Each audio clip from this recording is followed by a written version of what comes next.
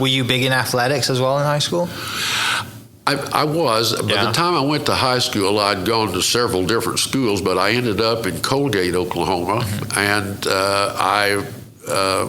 my story is probably kind of a unique one in a couple of ways. I'd never played football. I'd gone to rural schools and really loved to play basketball. Okay. And we moved to Colgate, and the day they were unloading the truck in the little house we were renting, a guy comes by and introduces himself and tells me that he's the football coach there, and he's got a couple of guys that live in the neighborhood that have come to help us unload the truck. And they became two lifelong friends of mine, and the coach said, I said, well, I really like basketball. And he said, well, it'll help you get acquainted and stuff if you play football.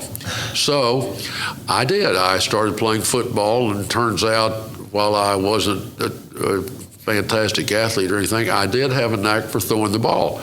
So by the time I was a junior, I moved in as a freshman. By the time I was a junior, I was the quarterback, and he told me my senior year, if you have a good year and the team has a good year, I think I can get you a scholarship to play football. Oh, wow. And so we did have a good year, and got to the state playoffs. And so, true to his word, he got me 2 or 3 offers to play college football and basketball. So I played both football and basketball, but I wasn't a terrific athlete. I don't want to say that, because I played at a regional university at a small school. But for me, it was a great place. I wasn't sophisticated, hadn't traveled much. It was just like a big high school, absent the parents. So it was a terrific place for me. I went to Northwestern in Alva. By that time, my father had been transferred up to Northwestern, Oklahoma. So of the choices I had, that was the one closest to where they were. So I went to Northwestern, Oklahoma State University, and played football and basketball. Oh, wow. I'm sure that Mom and Dad were thrilled that you had gotten a scholarship to go to higher education. Well, yes, because their budget was modest, and they were my mom was a stay-at-home mom, and my dad had a pretty modest job, and so it was